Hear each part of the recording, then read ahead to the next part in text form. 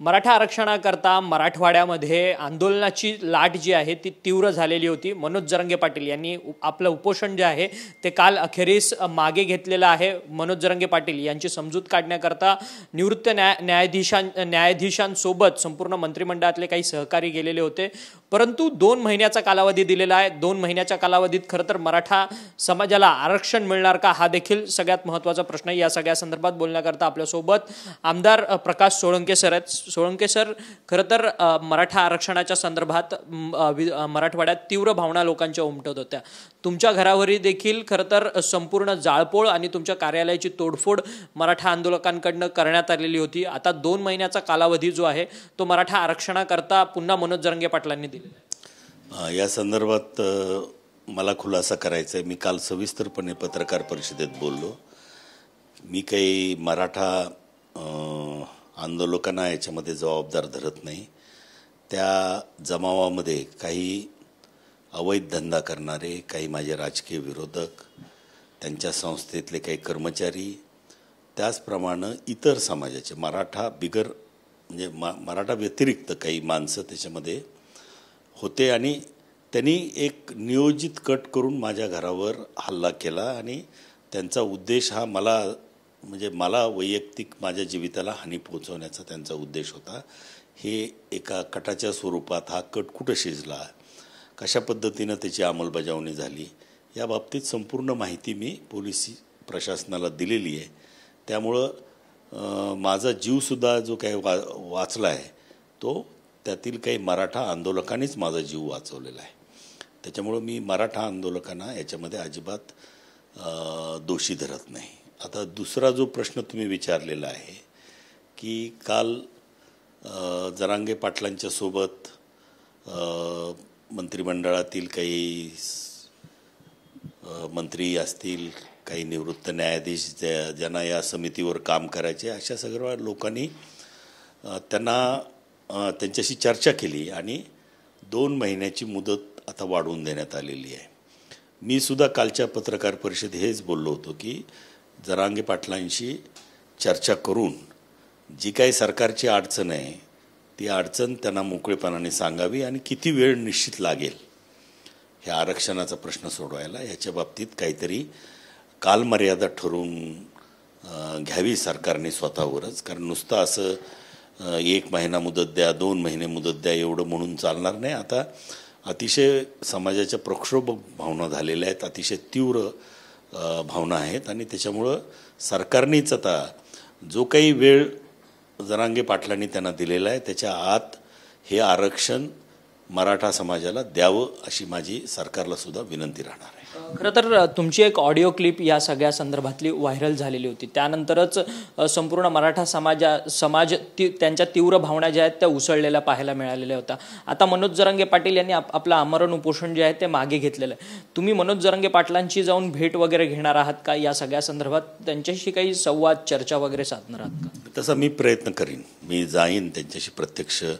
या प्रश्नाच्या संदर्भात जो काही गैरसमज झाला आहे माझ्याबद्दल, माझ्या वक्तव्याबद्दल निश्चितपणाने गैरसमज झालेला आहे, परंतु ती अर्धवट क्लिप होती। मी त्या क्लिपमध्ये पण हे सांगत होतो की सरकारला वेळ दिला पाहिजे।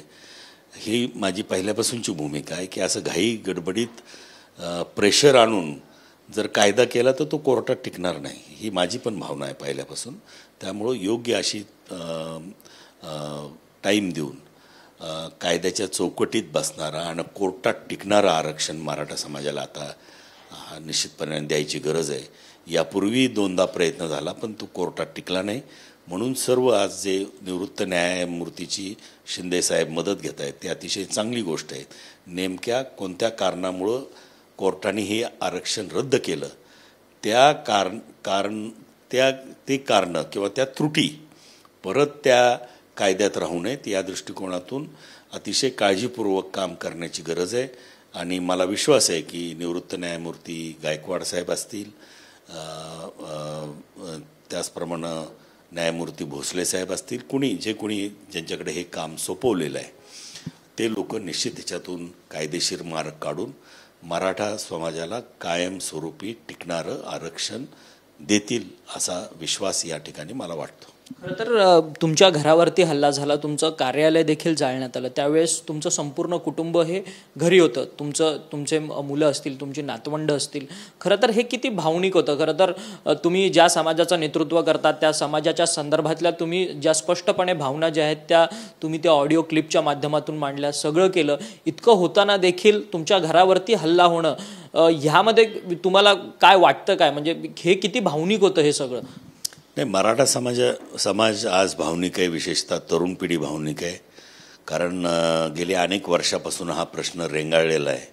आणि साहजिकच ज्या काही आजची परिस्थिती आहे मराठा समाजाची, एक तर पूर्वी हा समाज मोठ्या प्रमाणात शेती करत होता. आज शेती उरलेली नाही, दुष्काळामुळं शेती पिकत नाही. म्हणजे अशा अनेक असंख्य कारणामुळं मराठा समाजाच्या सामाजिक परिस्थिती, आर्थिक परिस्थिती, त्याला शिक्षण घेता येत नाही, त्यांच्या मुलाबाळांना, लेकींना शिक्षण घेता येत नाही. ही पण खरी फार दुर्दैवी परिस्थिती ग्रामीण भागात निर्माण झालेली आहे. बेकारीचं संकट आहे. आणि मग अशा परिस्थितीमध्ये समाजाला आरक्षण मिळणं हे निश्चितपणानं त्याचा फायदा समाजाला निश्चित होणार आहे. आणि म्हणून ही मागणीच्या बाबतीत मराठा समाज अतिशय तीव्र आहे. परंतु ज्यावेळेस घरावरती तुमचा हल्ला करण्यात आला काही कारणास्तव, त्यावेळेस तुमच्या घरच्यांची परिस्थिती कशी होती? खरं तर कुटुंब भावनिक झालेलं होतं का? नाही, मी म्हणजे त्याच्या आधी 2-3 दिवस आधीच माझ्या पुतण्याचं लग्न होतं दिल्लीमध्ये. त्या लग्नासाठी आम्ही सगळे गेलो होतो. माजलगावला माझ्या व्यतिरिक्त कुटुंबातले इतर कोणीही व्यक्ती नव्हता.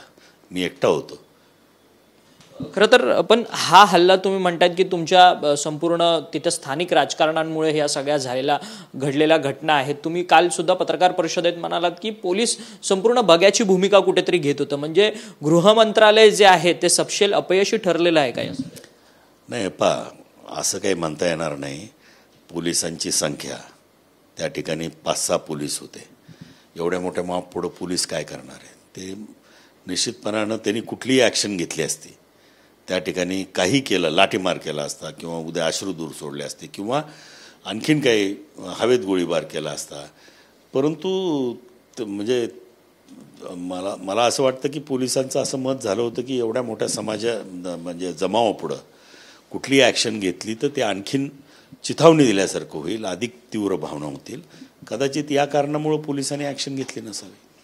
परंतु ज्या पद्धतीने हे सगळं घडलेलं आहे, तुम्ही म्हणतात की तुमचं स्थानिक पातळीतलं राजकारण ह्या सगळ्यांसमोर आलेलं आहे, त्याचे पुरावे तुम्ही पोलिसांना दिलेले आहेत. सत्तातले आमदार आहात तुम्ही, अधिकची मागणी सरकारकडे करणार का? ह्या संदर्भात एक कमिटी स्थापन व्हावी आणि जो कोणी ह्याच्या पाठी म्हणजे या आंदोलनाला गालबोट लावण्याच्या पाठी जो कोणी असेल त्याला त्वरित अटक वगैरे करण्याच्या संदर्भात. नाही, म्हणजे माजलगावमध्ये माझ्या घराच्या संदर्भात जी काही घटना घडलेली आहे त्याची संपूर्ण माहिती मी पोलीस प्रशासनाला दिलेली आहे. आणि मला विश्वास आहे की पोलीस प्रशासन त्या दृष्टीनं योग्य पावलं टाकताय, योग्य तपास करतायत. त्याच्यामुळं अधिक चौकशी समिती नेमायची, परत वेळ घालवायचा हे काही मला मान्य नाही. पोलीस चांगलं काम करतायत, तपासाचंही काम चांगलं करतायत. जे काही आत्तापर्यंत म्हणजे कालपर्यंत त्यांनी 21 लोकांना अटक केलेली आहे. अजूनही त्या ठिकाणी जे CCTV फुटेजमध्ये माणसं आहेत ते त्यांना पोलीस ओळखतील, ताब्यात घेतील अशी मला खात्री आहे. खरं तर बीडमधली तुमची म्हणजे तुमच्या एकट्याच्या घरावरती हल्ला नाही झाला, तर जयदत्त क्षीरसागर असेल, संदीप क्षीरसागर असेल, त्याचसोबत छगन भुजबळ यांचे समता परिषदेचे जे कॅडर म्हणून ओळखले जातात बीडमध्ये, सुभाष राऊत यांचं पंचतारांकित हॉटेलसुद्धा तोडफोड करण्यात आली, तिथे सुद्धा जाळपोळ करण्यात आली. खरं तर बीडमधील हे जे कोणी तोडफोड करणारे जे कोणी आंदोलक होते ते बीड शहरातील, बीड जिल्ह्यातील नव्हते, असा देखील जे मत आहे ते इतर नेत्यांकडनं व्यक्त करण्यात येते. नाही, बीडच्या बाबतीत मला काही नाही. फक्त मी एवढंच त्याच्यामध्ये सांगू इच्छितो की माझ्या भावाचं घरसुद्धा त्या ठिकाणी बीडमध्ये होतं आणि ते पण जाळण्यात आलेलं आहे. त्याच्यामुळं बीडमध्ये नेमकं कोण होतं, काय होतं याच्याबाबतची अधिकची माहिती तिथले नेते मंडळी सांगू शकतील. मी माजलगावमधली माहिती पोलीस प्रशासनाला आणि आमच्या सर्व नेत्यांना दिलेली आहे. खरं तर आता 2 महिन्याचा कालावधी दिलाय, अर्थात 2 जानेवारीची आता डेडलाईन संपूर्ण दिलेली आहे जरांगे पाटलांकडून. खरं तर संपूर्ण हा आरक्षणाचा पेज जो आहे तो आता सुप्रीम कोर्टात आहे. राज्य सरकारने क्युरेटिव पिटिशन एकीकडे दाखल केलेलं आहे आणि पुन्हा एकदा समाजाला मागास ठरवण्याकरता खरं तर ह्या सगळ्या संदर्भाची चाचपणी, जे डेटा आहेत, पुरावे आहेत, ते गोळा करण्यात येणार आहेत. 2 महिन्याच्या काळामध्ये मराठा समाजाला मागास सिद्ध करण्याकरता आयोग आता काम करणार आहे. तुम्हाला वाटतं का तो पुरेसा वेळ आहे आणि त्यानंतर ज्या तांत्रिक ज्या गोष्टी आहेत त्या दूर होऊन मराठा समाजाला सरसकट ओबीसी मधनं आरक्षण? आता याच्याबाबत काही जास्त या वेळेस मला माहिती नाही आहे, परंतु आज संध्याकाळी 6 वाजता माननीय मुख्यमंत्र्याकडं जे काही सर्व आमदारांची, तिन्ही पक्षाच्या आमदारांची बैठक होणार आहे आणि या विषयासंदर्भात तिथं अधिक माहिती मिळेल. आम्ही सरकारला आग्रह करणार आहे की कोणत्याही परिस्थितीमध्ये आता जी काही 2 महिन्याची मुदत मिळालेली आहे त्या 2 महिन्याच्या आत काय आणखीन काय यंत्रणा लागेल ती द्यावी सरकारने. हे सगळ्यात महत्त्वाचं टॉप प्रायोरिटीचं इश्यू आहे आणि याच्यामध्ये निश्चितपणानं मराठा समाजाच्या भावना अतिशय तीव्र आहेत. संपूर्ण महाराष्ट्रभर हे आपल्याला बघायला मिळालं आणि म्हणून या गोष्टीला महत्त्व देऊन जी काही मुदत मिळालेली आहे त्या मुदतीत हा प्रश्न सुटला पाहिजे असा आमचा सरकारकडं आग्रह राहणार आहे. खरं तर धन्यवाद, तुम्ही आमच्याशी बातचीत केली होते. राष्ट्रवादीचे आमदार प्रकाश सोळंके ज्यांच्या माजलगाव तालुक्यातील त्यांच्या घरावरती हल्ला करण्यात आला, परंतु हल्ला करणारे मराठा समाजाचे नव्हते तर मराठा समाजातल्याच तरुणांनी माझं जीव जे आहे ते वाचवलेलं आहे. आणि आता मनोज जरांगे पाटलांना मनोज जरांगे पाटलांनी सरकारला 2 महिन्याचा कालावधी दिलेला आहे. त्यामुळे या 2 महिन्यात अतिरिक्त जी काही यंत्रणा कामाला लावता येईल ती लावून सरकारने आग्रही भूमिका ठेवत मराठा समाजाला सरसकट आरक्षण देण्यात यावं अशी मागणी सुद्धा आता प्रकाश सोळंके हे करताना पाहायला मिळत आहेत. आज संध्याकाळी 6:30 वाजता मुख्यमंत्र्यांच्या वर्षा निवासस्थानी महायुतीतल्या सर्व घटक पक्षामधील आमदारांची बैठक होणार आहे. त्या बैठकीमध्ये काय नक्की नेमकं घडतंय हे देखील पाहणं तितकंच महत्त्वाचं ठरणार आहे. व्हिडिओ जर्नलिस्ट अमित शिवबनसह अक्षय मंकणी, TV9 मराठी, मुंबई.